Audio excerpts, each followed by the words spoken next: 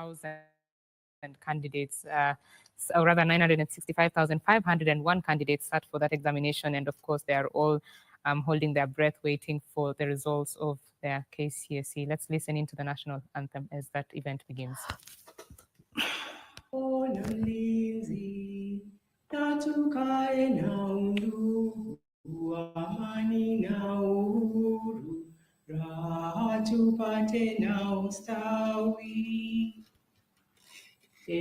Mungu twaomba uilinde Jumuiya Afrika Mashariki, tuwezeshe kuishi kwa amani, tutimize na malengo yetu.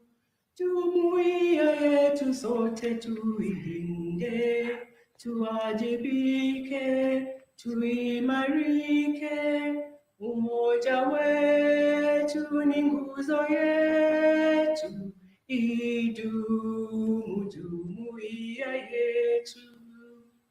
Thank you very much. While still upstanding, I would like to request Bishop Kasinga, please, for the opening prayer.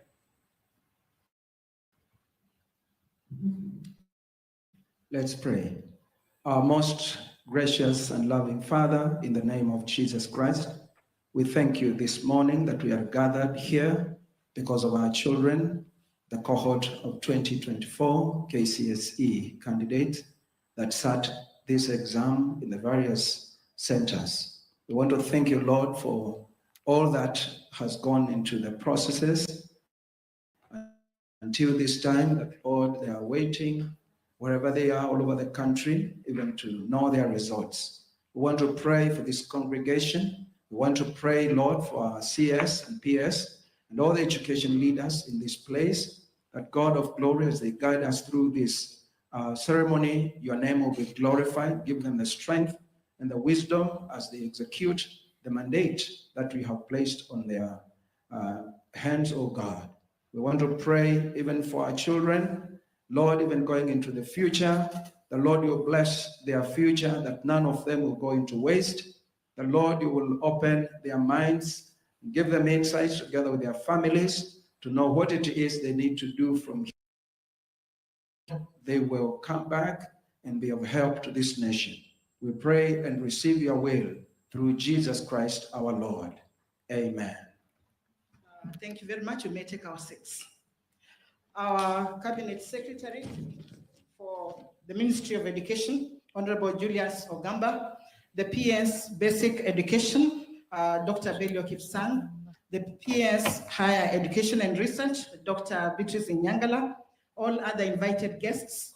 May I take this chance to welcome you to this year's release of the 2024 KCSE examination results. Ladies and gentlemen, good morning and a warm Happy New Year greeting to each one of you. I am Imelda Barasa, the Master of Ceremony for this function today.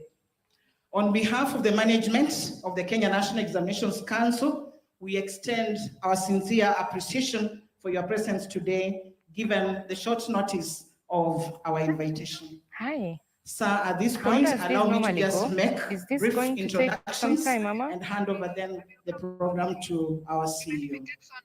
I will begin off by introducing the next staff, please. You are the owners of the home, so let's welcome our guests. You can wave so that our CS can see that we are here, and we want to appreciate the work that you have done. In our midst, sir, we've invited quite a number of guests, and I'll begin off by introducing the CEOs of the SAGAs. We have Mary Kiboy, the principal, Nyeri National Polytechnic. She's in our midst. Thank you. We have Mr. Mukwe from the Ministry of Interior, Gao Coordination. We also have Mr. Etiang, the Assistant Inspector General, Ministry of Interior. Thank you, sir, and welcome.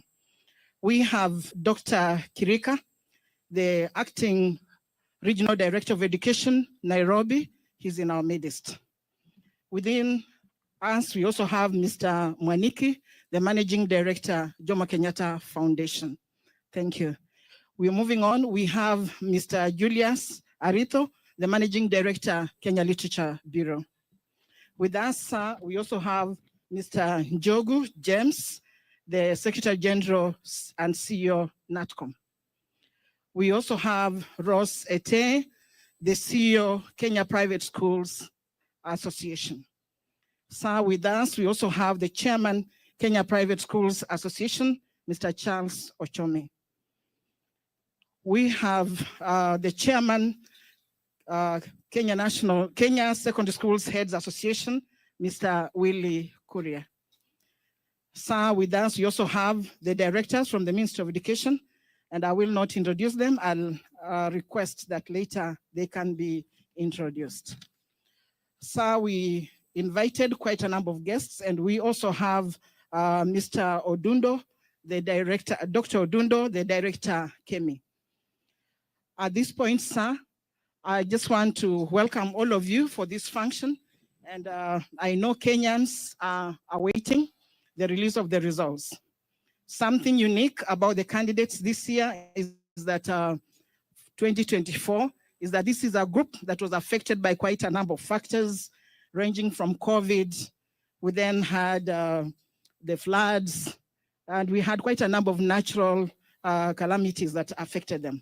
So today, they must be viewing us, and they are joined by their different parents, guardians, sponsors, and teachers, including principals who are anxiously waiting to receive their results.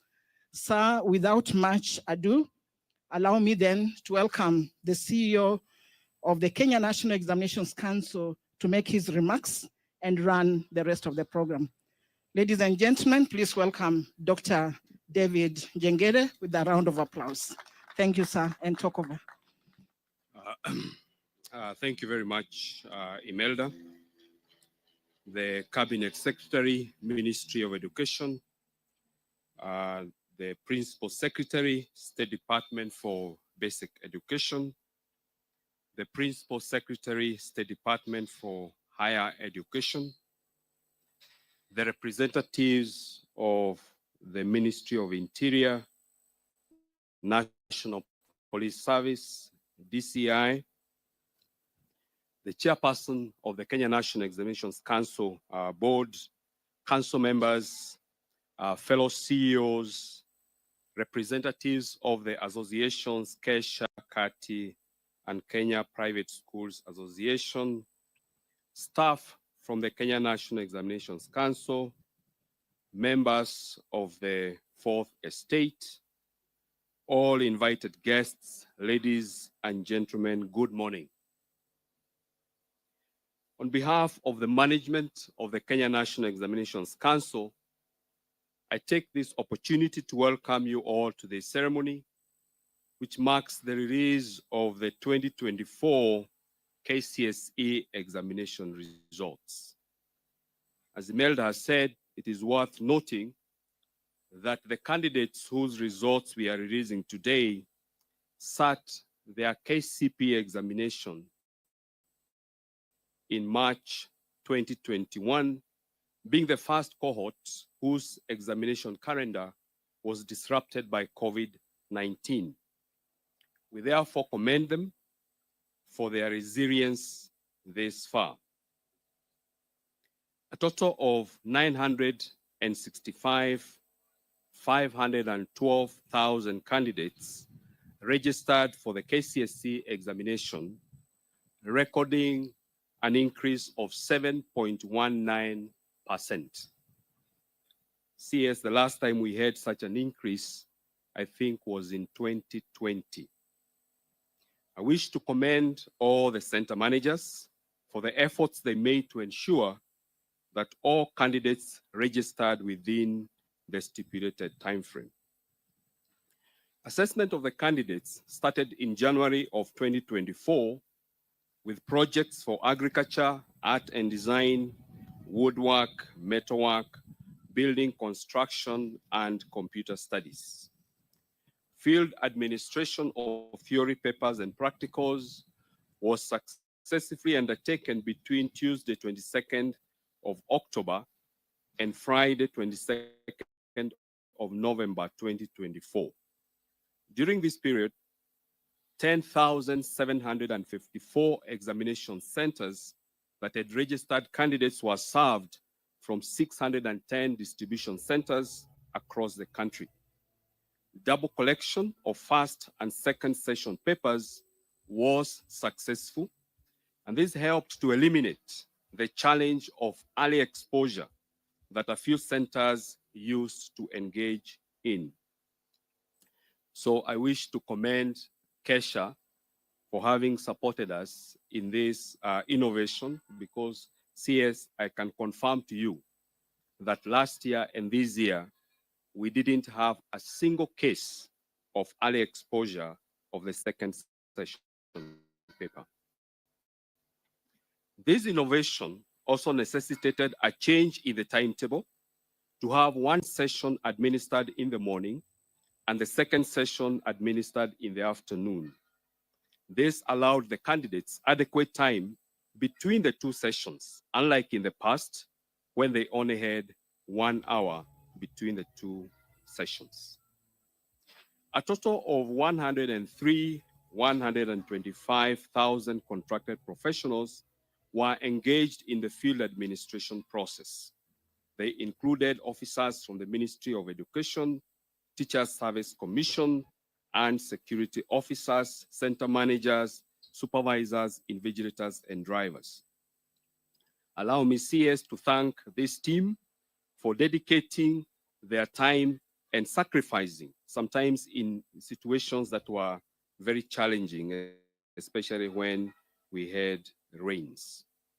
Thereafter, the council engaged 30,370 examiners for the marking of the examination papers in 40 marking centers. I applaud all the examiners for their professionalism and commitment. CS, allow me to shift focus to the 2025 examination and assessment cycle. This year, KNEC will administer KCSE to the third cohort of the competency-based education and the Kenya Junior Secondary Education Assessment to the first cohort that has just joined grade 9. We will also administer the Kenya Pre-Vocational Level Education Assessment to an estimated 5,306 candidates with special needs who are following the stage-based pathway of the competency-based education. In readiness for the Kenya Junior Secondary Education Assessment, KNEC undertook a pilot in July 2024 by administering the assessment to learners in 235 schools sampled from all the 47 counties. The pilot findings were used to develop the assessment blueprint that will be used for this level. I wish to inform everyone that KNEC has developed and uploaded sample papers for the Kenya Junior School Education Assessment, and they are available on the KNEC CBA portal. These papers, CS, I wish to reiterate, they are free, because we know that there are enterprising Kenyans who will attempt to download them and start selling to schools. These papers are free. KNEC will also be sending an online questionnaire to the candidates of the Kenya Junior School Education Assessment through their schools to elicit feedback on their interests and personality, which will form part of the crucial information that the Ministry of Education will use to guide in their placement in senior schools in 2026. KNEC will commence registration of the 2025 KCSE candidates on the 27th of January 2025, while registration of Kenya Junior School Education Assessment and KCSE will start on 17th of February. I wish to appeal to all center managers to ensure that all candidates are registered accurately CS, this is one area that we usually have a very big challenge: the capture of candidates' registration details. Parents too need to take it as their responsibility to coordinate with the schools so that every candidate is registered and their details are accurate, especially the spelling of their names and the order of their names and the subjects that they will be registering for. Further, I wish to remind the public that the last KCSE examination will be administered in 2027. And therefore, we wish to invite any person who wishes to do a repeat, either partial or full, of the examination to take advantage of the remaining 3 chances. At this point, allow me to invite the chair of the Teacher Service Commission to come and make his remarks, and thereafter invite the chair of the KNEC Council, Professor Nyabundi. Thank you.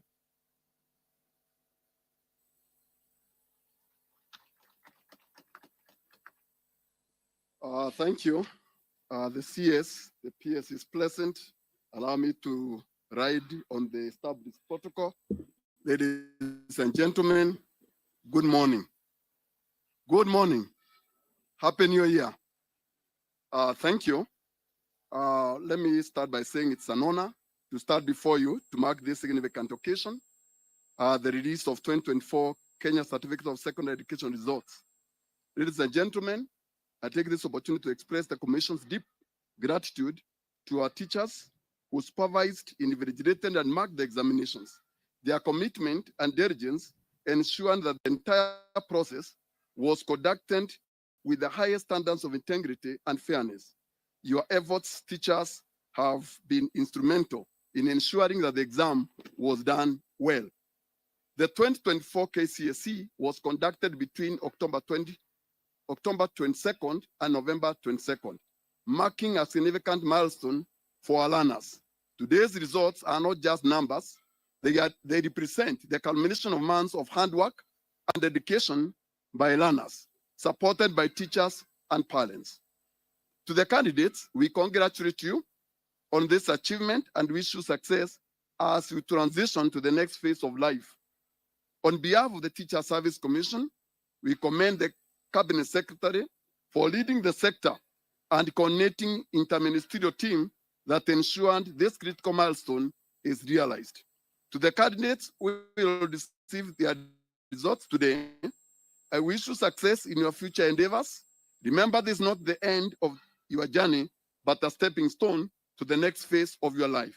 Ladies and gentlemen, as a commission, we remain committed to addressing the challenges facing the teaching service, particularly those related to teacher shortages. Through the support of the national government, we have recruited 76,000 teachers over the past 2 years to strengthen the implementation of CBC. Of these, 20,000 teachers are teacher interns who have reported to the schools, junior secondary schools, this term, marking a significant milestone as grade 9 learners begin the academic journey this week. Notably, the 20,000 interns are strategically targeted to increase the number of science teachers, a critical area in advancing STEM education. This focus is aimed in equipping our learners with the skills and knowledge necessary to thrive in a dynamic and technologically driven world. In addition, I'm pleased to note that the government has, over the last 2 years, provided the Commission with additional funding to promote teachers. This financial year, the Commission is conducting interviews to promote a total of 25,288 teachers across the various grades. We encourage all eligible teachers to take advantage of this opportunity to advance their careers. These promotions are a testament to our commitment of fostering professional growth and recognizing the hard work of our teachers. Allow me to say that in total, from last year to this year, we have promoted 59,792 teachers. Ladies and gentlemen, the Commission also continues to prioritize capacity building of our teachers and development. To date, we have already done 292 primary school teachers retooling, as well as an additional 60,000 junior secondary school teachers were trained to support the junior secondary schools. Sir, these programs ensure that our teachers are equipped with the skills to effectively implement the CBC and meet the diverse needs of our learners. This effort underscores our commitment to ensuring that the learners in public schools receive quality education. Ladies and gentlemen, as I conclude, I wish to reiterate the Commission's gratitude to all the teachers for their invaluable contributions, not just in preparing candidates for examinations, but also in nurturing and shaping the future of our nation. Your dedication inspires us to continue working hard, support you, and the enhanced education sector. Together, let us try to provide every learner in Kenya with the quality education they deserve. God bless you. God bless Kenya. Thank you.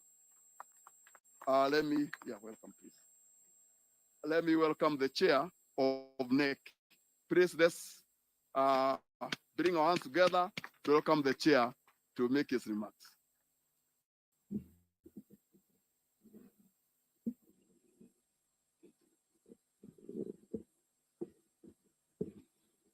Good morning, everybody.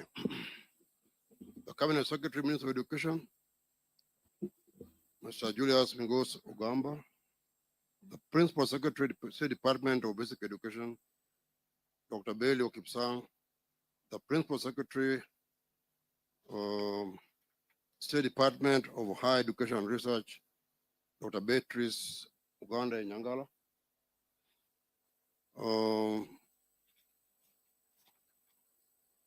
council members of KNEC present, CEOs of other government agencies, directors from the Ministry of Education, TSC directors, center managers present, representatives from security agencies and other ministries, representatives from religious education boards, staff of the Kenya National Examination Council, members of the press present, all invited guests. Good morning once again. It's my pleasure to welcome you all for this official release of the KCSE examination results. Cabinet Secretary, sir, allow me to start by introducing KNEC members present here today. This is a very heavy council, and my first and most important member here is none other than my PS, Dr. Bailey Okipsang. Next member present is Director of KCSE, Professor Charles Ongondo. Then I have Director of Quality Assurance and Standards from the Ministry, Madam Evelyn Owoko. I have a representative from National Treasury who is not here now. Oh, you see? Mr. Peter Njoroge. We also have, in absentia, the TSC CEO, Dr. Nancy Machari, represented here today. And we also appreciate the presence of TSC Chairman. Ladies and gentlemen, the Kenya National Examination Council is mandated to conduct school and tertiary assessments and examinations and certify learners on their achievements. The Council is committed to upholding the credibility of national examinations. This is enshrined in our mission statement of quality education assessment and credible certification. I wish to thank the government of Kenya for providing KNEC with resources through the Ministry of Education that enable us to successfully administer national examinations. As a council, you have taken up the responsibility of ensuring that these resources are efficiently utilized to deliver credible national examinations. At this juncture, I would also like to express my gratitude to the Cabinet Secretary for Education, Honorable Mingos Ogamba, for the leadership he has provided to ensure that our team delivers on KNEC mandate. Your continued support, sir, is beneficial to the candidates and the council. Ladies and gentlemen, as has been mentioned by the CEO of KNEC, KNEC carried out a pilot study of the Kenya Junior School Education Assessment in preparation for its rolling out this year. I take cognizance of the immense support accorded to us by various education agencies during this exercise. And this is important because we're going to do it for the first time. I urge all stakeholders to ensure that all processes related to the inaugural administration of these assessments are carried out smoothly. Ladies and gentlemen, today we present to you the results of the 2024 KCSE candidates. I take this opportunity to appreciate the candidates whose results we are releasing today. Similarly, I thank the center managers, supervisors, and all field officers for their diligent service and for embracing the innovations that were put in place this year and administering the 2024 KCSE examination successfully. I think I need to mention that one of the most significant innovations was that of having examination scripts without names, numbers, or schools. I believe it helped to enhance our integrity. The double pickup of examinations was important to us. We will continue to put in place steps that will further enhance integrity of the exams. And as we appreciate all the center directors, center managers, we also wish to encourage them to be more diligent in ensuring that there is no interference with exams in any manner that would affect integrity of examinations. So to that extent, I take the opportunity to thank you for presiding over this occasion, Cabinet Secretary. At this juncture, allow me to invite the CEO Teacher Service Commission, who's already done his job. But then I want now to invite the Principal Secretary, State Department of Basic Education, who will then invite all his colleagues at his pleasure. Thank you very much.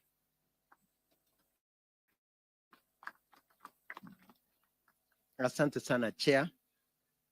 Our Cabinet Secretary, Amigos Okamba, my colleague PS Patrice Inyangala, the Chair of our Council, the CEO, our representative for this CEO Teacher Service Commission, Antonina. Good morning. Before I make some remarks and invite the Cabinet Secretary, I would wish to invite my colleague, Dr. Beatrice Nyangala, to make some remarks. Karibu, Beatrice.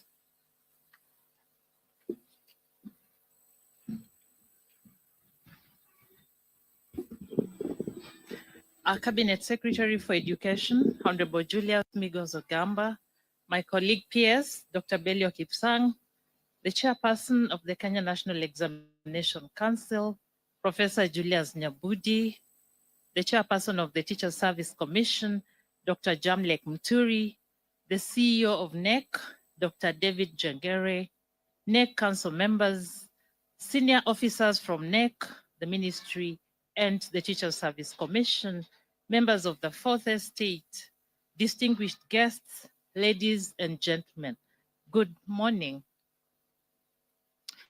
It is my pleasure to reflect on the significance of this moment. And I invite all of us not just to think about the results, but to think about the skills that collectively our lecturers, our teachers and mentors have helped to mold our students. The communication, the collaboration, critical thinking and creativity, because these are the skills that are going to define who they become in life. And most importantly, it is our responsibility to think about the hidden curriculum, that which is not examined. How are we, as members of the public, affecting our students to mold their character? That said, I'm very excited to welcome the candidates who have managed to sit for these exams.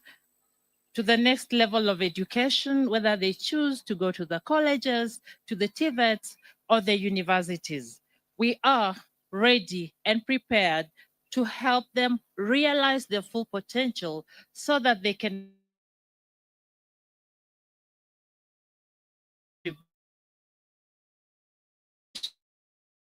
in shaping our country. I thank you all. Thank you very much. PS, once again, I would want to take this opportunity to thank all of us, thank God for the successful completion of last year's KCSE examinations administration cycle, as our cabinet secretary today releases these results this time in January 2025. I would want to also thank all of us and the patience that we have had in ensuring that our children receive that which they labored for the last 4 years. And again, the calendar of education that has just ended has been quite successful, as the ministry was able to go and deliver upon a number of targets that we set out for ourselves. Notwithstanding that, yes, there were some challenges that we also had to surmount. And some of the deliverables that we were able to deliver on in this particular year were among them the construction of the junior school classrooms. And at this juncture, I want to thank our heads of institution, our head teachers in our junior school for ensuring that the resources that we placed on them, they were able to optimize on it, and that we were able to therefore achieve our objective of ensuring that our children had classrooms. Again, we would want to also mention that we were able to distribute the necessary books, revamping our ICT infrastructure, engaging with our teachers' colleges to ensure that they also have the necessary facilities as they train our future teachers, among a few others. And with regard to the examination and assessment, I would want to mention, as we mentioned last year, that we were able to successfully phase out the KCPE that we did as the last one last year, as we embark ourselves in preparing for the next stage of assessment, which will be Kenya Junior School Assessment. I would also want to affirm that the State Department for Basic Education is committed to delivering in line with global and national goals, that which we have been set out to do. To this end, I will affirm that we have developed the necessary policies, regulations that will guide us into the future as we implement the competence-based education, looking forward to our first cohort joining senior school next year. And also to affirm that now 3 of the levels have attained the full cycles. The PP1, that is the ECD, have already achieved the full cycle in PP1 and PP2. Our primary schools have achieved the full cycle from grade 1 to grade 6. The junior school has now also achieved the full cycle of grade 7, 8, and 9. And therefore, we look forward to the critical step of going to the junior school, to the senior school next year. And with the guidance of the Cabinet Secretary, we shall be ensuring that we put in place all the necessary guidelines and anything that will be needed to ensure the success of moving forward to the next level. And with regard to the KCSE examination, as already mentioned by the CEO and the chair, we thank all the stakeholders that were able to work with us in ensuring that the exam was successfully implemented. Finally, we would wish to implore on our teachers, our parents and guardians to continue being good role models of the future generation that they are entrusted to take care of. Because as it is said, children learn what they live, and also children live what they learn. Please, as adults, as parents, as teachers, as leaders, let's ensure that we are better role models to our young ones as we go into the future. The youth are a reflection of the society that we live in. We must all therefore put concerted efforts in instilling good morals and discipline in our learners, in our children, to ensure that we have a better future as a country. Ladies and gentlemen, without taking my time, I know Kenyans are waiting anxiously for these results. It is my humble duty to now invite the Cabinet Secretary to make his remarks and thereafter release the results for the 2024 cohort of KCSE. Karibu sir. Thank you. Thank you, PS. Please be seated. The Principal Secretary, State Department for Basic Education, Dr. Belio Kipsang. The Principal Secretary, Department of Higher Education and Research, Dr. Beatrice Nyangala. The Chairperson, Kenya National Examination Council, Professor Julius Nyabundi. Chairperson, Teacher Service Commission, Mr. Jamlek Muturi. The CEO, Kenya National Examination Council, Dr. David Njengere. The KNEC Council members present, the senior government officials from the Ministry of Education, Ministry of Interior, and all other government ministries present, representatives of education-related unions and associations, members of the press, ladies and gentlemen, good morning. For the first time in more than 30 years, I stand here today to speak about a secondary school subsector which henceforth faces a massive transformation arising from the first implementation of the competency-based education. I say this because the exit of the 2024 Kenya Certificate of Secondary Education examination candidates from our high schools and absence of Form 1 class in 2025 now means that we have trimmer senior school section of classes ranging from Form 2 to Form 4. In sync with these changes, our first cohort of CBE learners who joined grade 9 this year will be transitioning to grade 10 in 2026, calling for an urgent and formidable measure to ensure our senior schools are ready for the CBC pioneers. With the release of the 2024 KCSE results today, we have started a gradual phase out of an examination that has been offered for 35 years, with the last one expected to be held in 2027. I therefore wish to immensely thank all our education sector stakeholders who have year after year put their best foot forward to ensure they adequately prepare our KCSE candidates to administer the annual examinations ever so successfully and smoothly. Today, we are releasing the 2024 KCSE examination results for the 962,512 candidates, all of whom we have cleared to join various higher learning institutions to pursue careers of their choice. For in our education system, we have created space for all our KCSE graduates, irrespective of their grades, in line with our government mantra of leaving no one behind. With immense gratitude, I register my appreciation to His Excellency the President, Dr. William Ruto, for entrusting and fully supporting our team to implement critical reforms in the education sector. Given that the education sector impacts each household at an individual level, I have promised to meticulously lead the sector in the rollout of the reforms proposed under the Presidential Working Party on Education Reform with precision and success.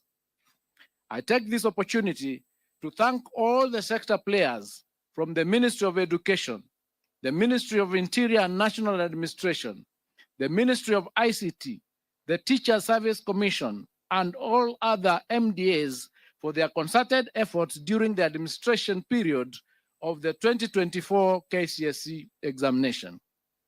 Further, I wish to thank all center managers, supervisors, and invigilators who participated in the conduct of the 2024 KCSE examination and especially for upholding the integrity of our education system. Before I delve into the 2024 KCSE examination, pardon me to touch on a few other issues affecting the education sector. The start of the 2025 academic calendar year on Monday, January 6th, 2025, marked an incredible watershed in our sustained implementation of CBC. As a government, I am proud to announce that we surmounted the expected challenges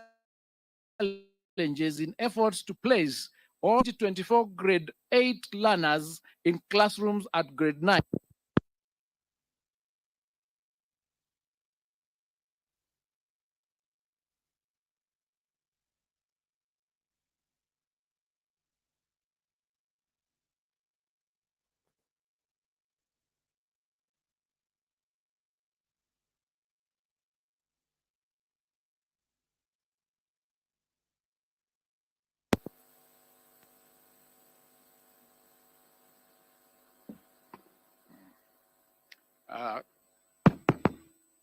Thank you. I think I should take that again. The start of the 2025 academic calendar year that we started on Monday, the 6th of 2025, marked an incredible watershed in our sustained implementation of the CBC. As a government, I'm proud to announce that we surmounted the expected challenges in efforts to place all the 2024 grade 8 learners in classrooms at grade 9, the highest level of junior school. As we speak now, we have constructed 14,500 classrooms for our grade 9 learners, and we are set to achieve the target of 16,000 by the end of this month. This has been made possible by the government's generous disbursement of Kenya shillings 11 billion to schools across the country for the construction of 11,000 grade 9 classrooms. A further 6.8 billion was allocated to the National Government Constituency Development Bank Fund, being 3.4 billion from the Ministry of Education and 3.4 billion in matching funds from CDF for 6,800 classrooms. Further, the 18 constituencies in Nairobi have been allocated a total of 1 billion Kenya shillings for infrastructure development through the National Government Constituency Development Fund. I wish to most sincerely thank all our members of parliament for their outstanding cooperation and efforts in the construction of the classrooms for junior school. Additionally, the ministry will construct a further 7,290 classrooms to address the increased enrollment to ensure smooth transition for the cohort. The ministry has also procured 9,926,618 textbooks for grade 9, which have been distributed to schools, with the exercise expected to be completed by the end of this month. I have directed the Kenya Institute of Curriculum Development to work robustly and ensure that all required textbooks and other instruction materials are available for use by our learners. Having successfully transitioned to the highest level in junior school, our focus will now shift to starting off senior school in January 2026. Under the senior school, we are expected to mount 3 pathways for our learners. These are the STEM pathway, the social sciences pathway, and the arts and sports pathway. As part of our preparations, we have already worked on guidelines for the transition and placement of learners to grade 10. To ensure that all key players have taken part in the formulation of the guidelines, we will be subjecting the draft documents to a stakeholder validation exercise from February 2025. The Ministry of Education has noted with great concern a disturbing situation where some senior schools are returning to the banned practice of charging levies. I wish to put it on record that the government will not condone the practice and will take stern action against school administrators who are found to be levying extra charges on parents. I must emphasize that the fees charged in our secondary schools remain the same as was the case in 2024. As promised last week, the Ministry of Education is liaising with the National Treasury to ensure that 48 billion Kenya shillings capitation grants for our primary, junior, and secondary schools levels for Term 1, 2025 are disbursed using the data captured under our National Education Management Information System. I wish to state that the government has kept enhancing measures aimed at ensuring high levels of efficiency and effectiveness in the administration of national examinations. Starting this year and following extensive stakeholder consultations, I wish to announce that Kenya National Examination Council will introduce a mid-year series of the KCSE examination to be administered in July every year. The examination will target candidates wishing to repeat the KCSE examination and those who may have missed sitting in examinations due to sickness or other unexpected hardships. Adult candidates may also consider registering for the July series examination from this year. As part of aligning our examination process with best global assessment practices, the ministry is working on integrating the use of Orbit readers and phase out Braille machines in the administration of the KCSE examination to candidates with visual impairments. I now wish to provide an overview of the performance of the 2024 KCSE examination cohort. During the 2024 KCSE examination, a total of 962,512 candidates sat the examination compared to 899,453 candidates in 2023.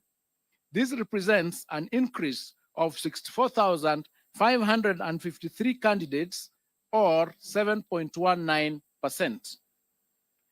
Out of the candidates who sat for the 2024 KCSE examinations, 480,310 were male, while 482,202 were female, representing a 49.9% and 50.1% respectively.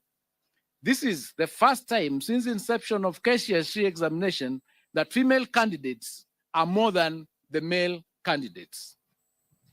During the year 2024, the KCSE examination, 14 counties had a significant entry of more male than female candidates. These counties include Garissa, which had 62.8% against 37.17%. Mandera, 63.83% against 36.17%. Wajir had 60.27% against 39.7%. Turkana had 59.64% against 40.36%. Samburu had 53.41% against 46.59%. Narok had 52.77% against 47.23%. Homa Bay had 52.81% against 47.19%. West Pokot had 53.52% against 46.48%. Mombasa had 51.31% against 48.83%. Migori had 51.02% against 48.98%. Embu had 51.09% against 48.91%. Kisii had 51.03% against 48.97%. Nyamira had 51.39% against 48.61%, and Baringo had 51.67% against 48.69%. On the other hand, 14 counties had significant entry more female than male candidates as follows. Vihiga had 55.15% against 44.85%. Elgeyo Marakwet had 53.76% against 46.24%. Kirinyaga had 51.46% against 48.54%. Meru had 51.69% against 48.31%. Kiambu had 52.78% against 47.22%. Nairobi had 52.41% against 47.59%. Kisumu had 52.39% against 47.61%. Kitui had 51.14% against 48.86%. Taita Taveta had 51.45% against 48.55%. Kwale had 53.31% against 46.69%. Isiolo had 52.11% against 47.89%. Tharaka Nithi had 52.06% against 47.94%. Kakamega had 51.80% against 48.20%, and Washingishu had 51.06% against 48.94%. The number of candidates aged between 16 and below increased from 16,040, which is 1.776% in 2023, to 20,546, which is 2.129% in 2024. The highest percentage of candidates registered for the 2024 KCSE examinations were within the appropriate age bracket of between 17 and 19 years, constituting 684,765, which is 70.95% of the total candidature. The percentage of candidates who are 20 years and above constituted 22.07%, or 259,861. Out of the 30 subjects offered in 2024 KCSE examination, 17 subjects recorded a significant improvement in performance. These subjects were mathematics alternative A and B, biology, physics, chemistry, general science, history and government, geography, IRE, agriculture, woodwork, metalwork, drawing and design, aviation technology, computer studies, Kenya Sign Language, and business studies.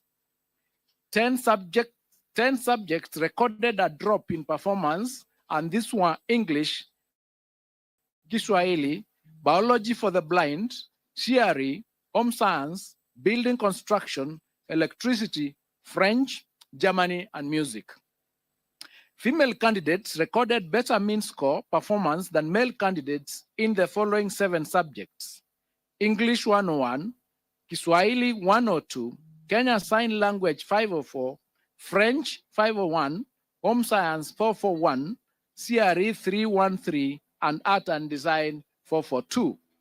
Male candidates, on the other hand, recorded a better mean score performance than female candidates in 23 subjects, and these are mathematics alternative A and B, biology and biology for the blind, physics, chemistry, general science, history and government, geography, IRE, woodwork, metalwork, building and construction, power mechanics, electricity, drawing and design, aviation technology, agriculture, computer studies, German, Arabic, music, and business studies. As it was in 2023 KCSE examination, the 2024 KCSE examination results have been graded using the reviewed grading system, in which the overall grade at KCSE examination has considered mathematics the best performed language among 3, that is English, Kiswahili, Kenyan Sign Language, and the best performed 5 subjects. There were 1,693, or 0.18% candidates who obtained an overall grade A in the year 2024 KCSE examination, compared to 1,216 or 0.14% candidates in 2023. The number of candidates with direct university entry qualifications of grade C+ and above was 246,391, translated to 25.53% in the year 2024, compared to 201,133, which is 22.27% in the year 2023. And this is attributed to the improved or new grading system. The number of candidates with grade C-, which is TVET diploma and above, was 476,889, translated to 49.41% in the year 2024 KCSE examination, compared to 401,216, which is translated to 44.42% in 2023.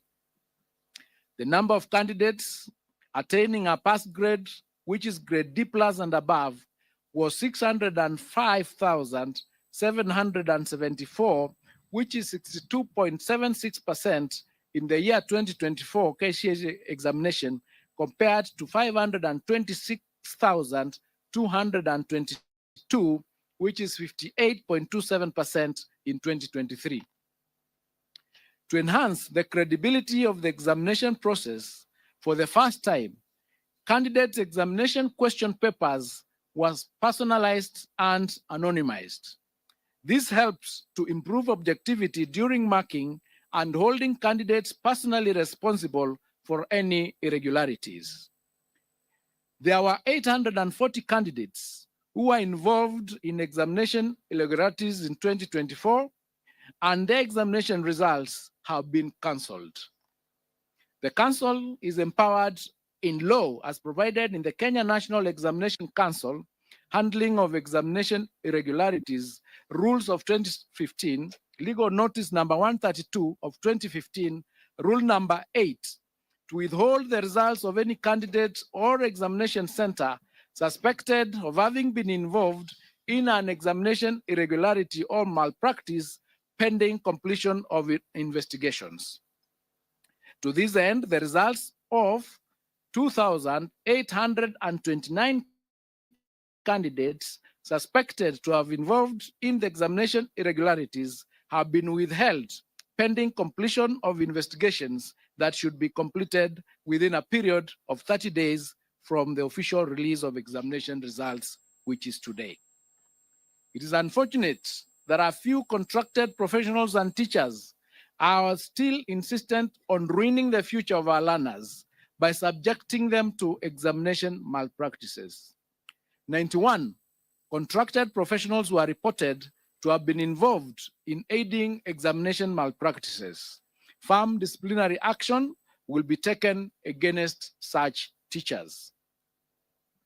Individual 2024 KCSE candidate examination results will be accessed online through a secure link on the KNEC website or directly through the following website: https://results.knec.ac.ke.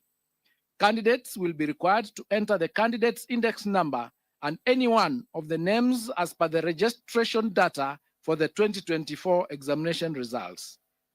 The results will be available immediately after the end of this function.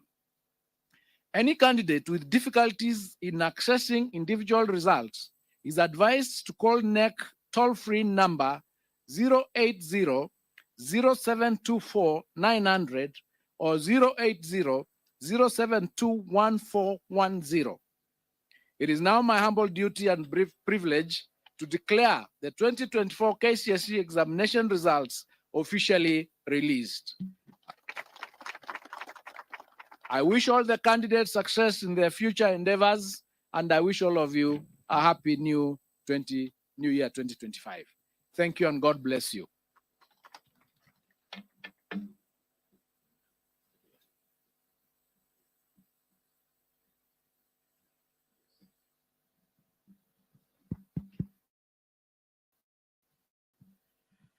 We will request that the results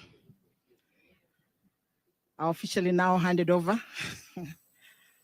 by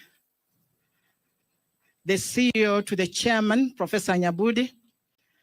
Then the chairman will then hand over to the PS. And of course, you can see the PS higher, handing over also and ready to receive to the CS. Can we put our hands together to appreciate that gesture? Thank you very much. And now we are ready to transition the learners to their next phase of life.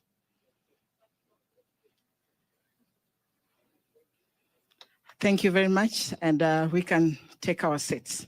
As we take our seats, allow me, sir, to invite Mr. Ahmed Mtanga to come and give us the closing prayer, and thereafter, then we shall proceed for the tree planting by our chief guest after the prayer. Mr. Mtanga. Thank you very much, Master of Ceremonies. We may stand. أعوذ بالله من الشيطان الرجيم بسم الله الرحمن الرحيم ألم نشرح لك صدرك ووضعنا عنك وزرك الذي أنقض ظهرك ورفعنا لك ذكرك فإن مع العسر يسرا إن مع العسر يسرا فإذا فرغت فانصب وإلى ربك فارغب. Ya Allah, we recognize your presence in this meeting, and we thank you for the meeting and the way it has proceeded. We thank you for the leadership that you have bestowed on us. And we thank you, Ya Allah, for the blessings that you gave us, and to bestow our energies and our efforts on the path towards giving our young children their future. Ya Allah, we ask you especially to grant every family that had a candidate joy and celebration today, and grant them the wisdom to remember you as they thank you for the sacrifices that they have made.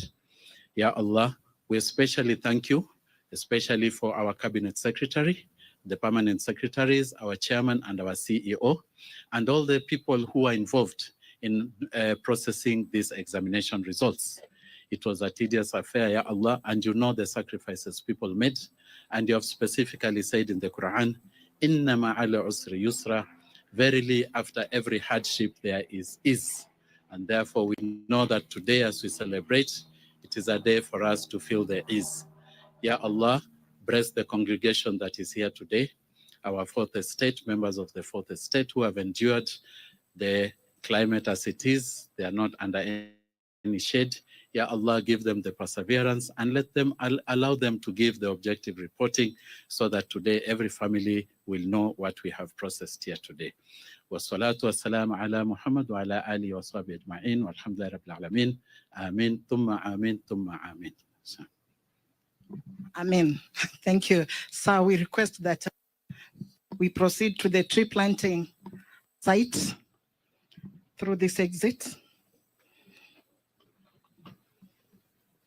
And thank you very much for gracing our occasion. Thank you, sir. And we really appreciate your presence and appreciate the sacrifice you've made to be with us today.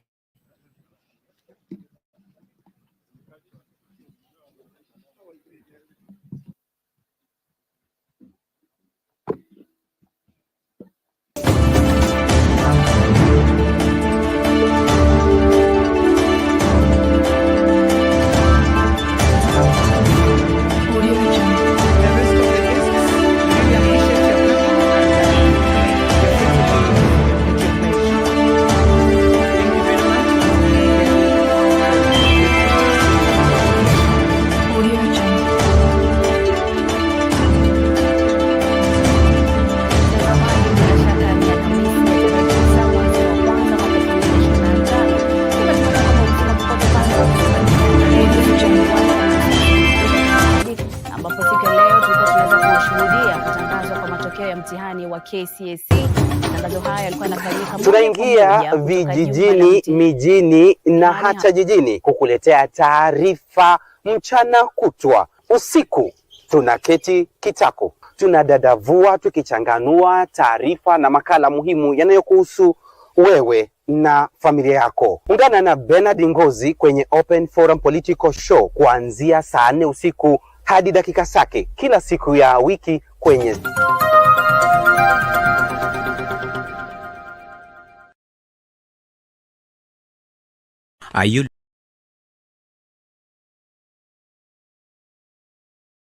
Are you looking for video live streaming services? You want your church services to be on air? You do not know where to market your goods and services? At Sound Candy Talk, we deliver the best live stream services for your events, product and service launches, conferences, weddings, and lives. Reach on us today.